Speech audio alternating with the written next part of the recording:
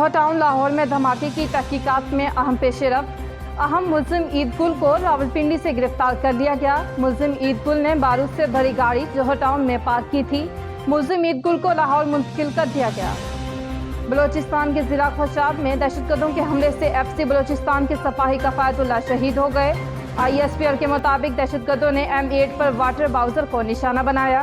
हमलावरों की गिरफ्तारी के लिए इलाके में सर्च ऑपरेशन जारी। ISPR के मुताबिक मुल्क दुश्मन अनासर के बुज़दिलाना हमले फोर्सेस के आज़म मुतज़लज़ल नहीं कर सकते। सिक्योरिटी फोर्सेस हर कीमत पर दुश्मन के अज़ाइम को नाकाम बनाएगी।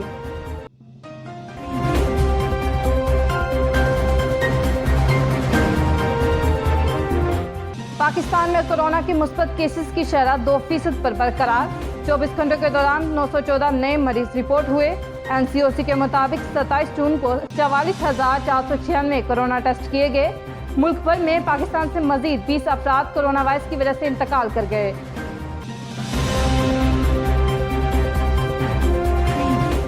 सूबे सिंध में आज SOPs के साथ मज़ारात खोलने का फैसला। मज़ारात में सामाजिक फासला, मज़ायरीन और अमले को मास्क लाजमी होगा। तमाम दाखिली रास्तों पर सैनिटाइजर दस्तयाब होंगे। सहवन में लाल शहबाज कलंदर का मज़ार ज़ायरीन के लिए खोल दिया गया। लाल शहबाज कलंदर का मज़ार 28 मार्च को बंद किया गया था।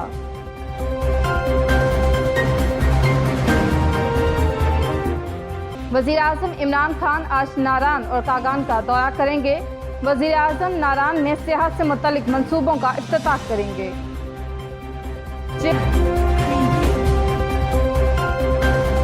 Chairman Peoples Party Bilawal Bhutto की वज़ीर आज़म इमरान खान पर तनकीद। कठपुतली, सेलेक्टेड सिक्योरिटी रिस्क और कलभूषण का वकील और नाकाम करार दे दिया। रावला कोर्ट में जस्टिस से खिताब करते हुए कहा कि मकबूजा कश्मीर की आवाम मोदी के जुल्म और आज़ाद कश्मीर की आवाम इमरान खान की महंगाई के सुनामी का मुकाबला कर रहे हैं। हम किसी कठपुतली की रेपलेशन पर नहीं चलेंगे। कश्मीरी अपना मुस्तकबिल का फैसला खुद करेंगे। जैसे कि खिताब के दौरान कहा कि आज़ाद कश्मीर में ऐसा वज़ीर आज़म नहीं चाहते जैसा इस्लामाबाद में है।